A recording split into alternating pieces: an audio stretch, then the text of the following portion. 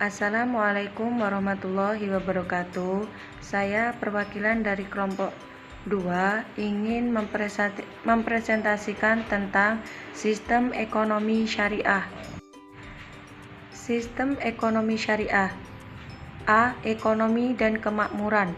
Ada yang mendefinisikan ilmu ekonomi sebagai ilmu yang mempelajari tingkah laku manusia dalam kegiatan memenuhi kebutuhannya guna mencapai kemakmuran.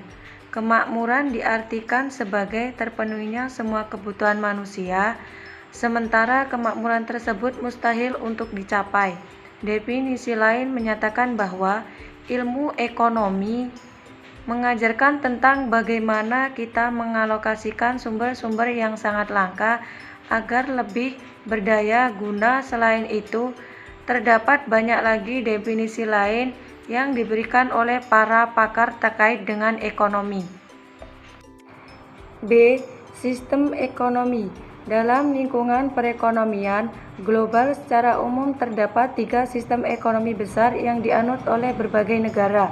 2 sistem ekonomi merupakan sistem ekonomi makro yang dianut oleh negara-negara di dunia, yaitu sistem ekonomi liberal dan sistem ekonomi sosialis.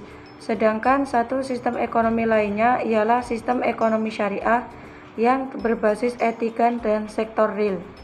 Sistem ekonomi liberal yang kapitalis memberikan individu kebebasan yang luar biasa, bahkan tidak terbatas, sehingga mengalahkan kepentingan masyarakat dan sosial, baik material maupun spiritual.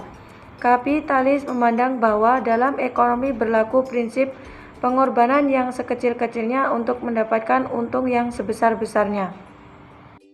Sistem ekonomi komunis yang sosial berkebalikan dengan sistem liberalisme yang kapitalis.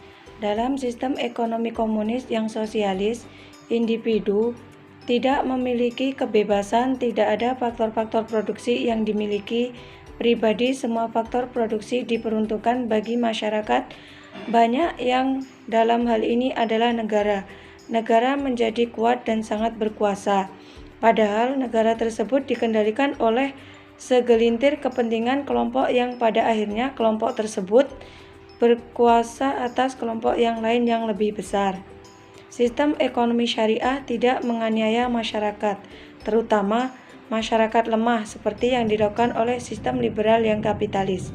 Juga tidak menganiaya hak-hak kebebasan individu seperti yang dilakukan oleh komunis yang sosialis. Ekonomi syariah memperhatikan keseimbangan, tidak menyia-nyiakan dan tidak berlebih-lebihan, tidak melampaui batas dan tidak pula merugikan orang lain.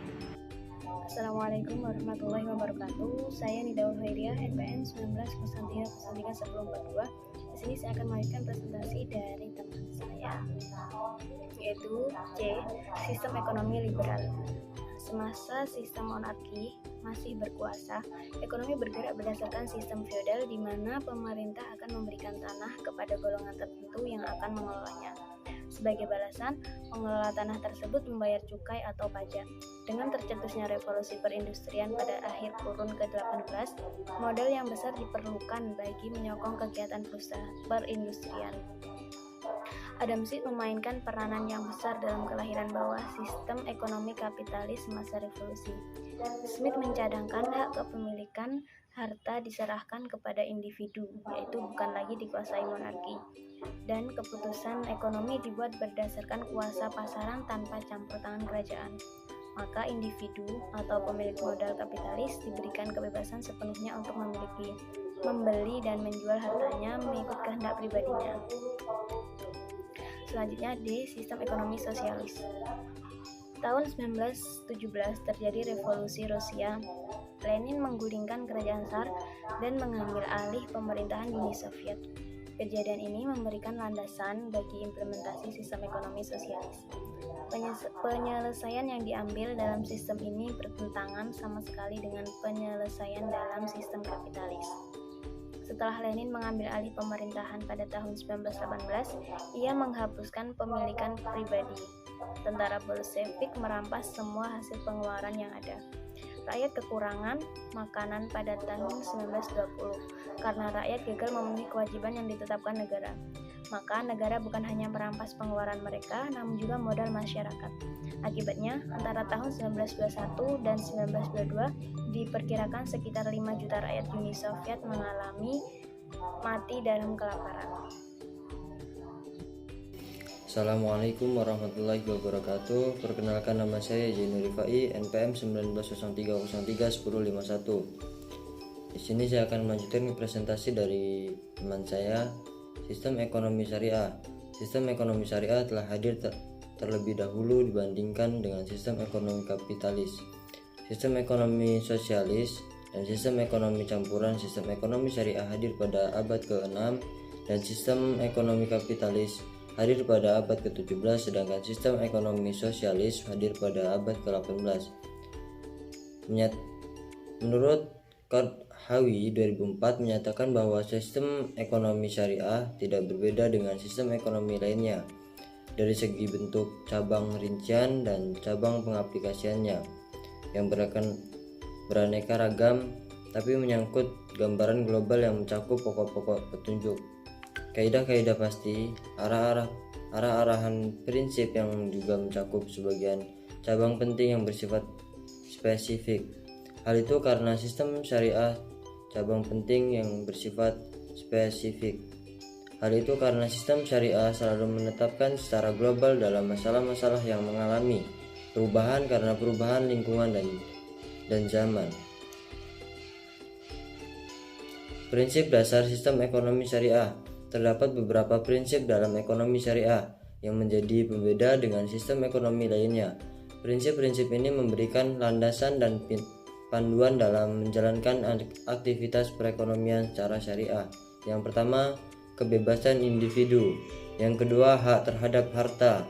Yang ketiga, jaminan sosial. Yang keempat, larangan menumpuk kekayaan. Dan kelima, kesejahteraan individu dan masyarakat. Hidayat 2003 menyatakan bahwa prinsip-prinsip yang mendasari ekonomi syariah adalah: yang pertama, keadilan, yang kedua, menghindari kegiatan yang merusak, dan yang ketiga, kemaslahatan umat. Assalamualaikum warahmatullahi wabarakatuh. Perkenalkan, nama saya Muhammad Iqbal, NPM 199031038. Saya di sini dari jurusan akuntansi syariah. Saya ingin meneruskan dari slide yang sebelumnya.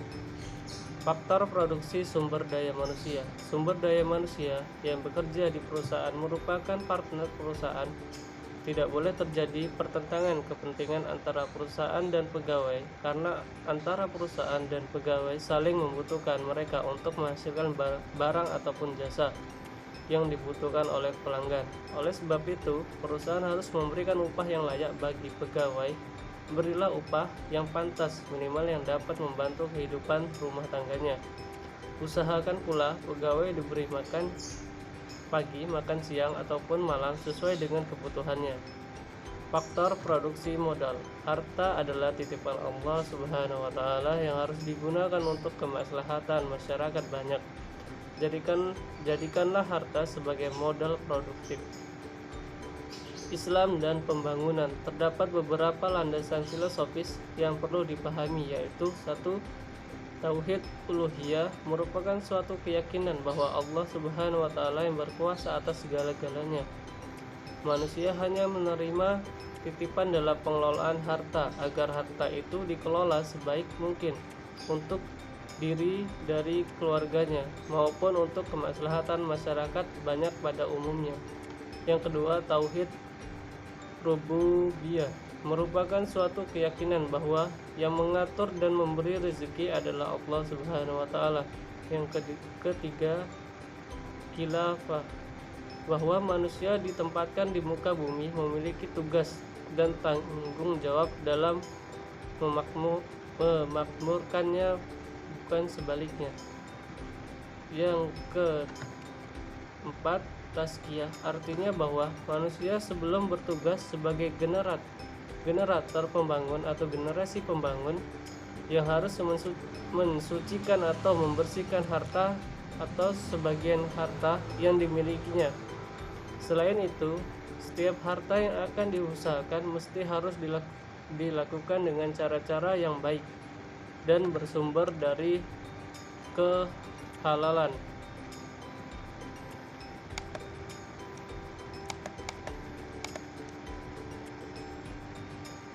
Yang kelima yaitu al-falah. Dalam ajaran Islam tidak ada dikotomi antara dunia atau saat ini dan akhirat. Setiap manusia harus mampu memanfaatkan sukses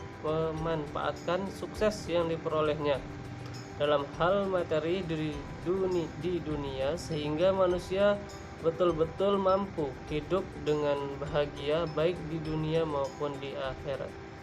Sekian dari kelompok kami. Apabila ada tutur kata dan ucapan kami yang banyak salah atau menyinggung para sekalian, kami mohon maaf.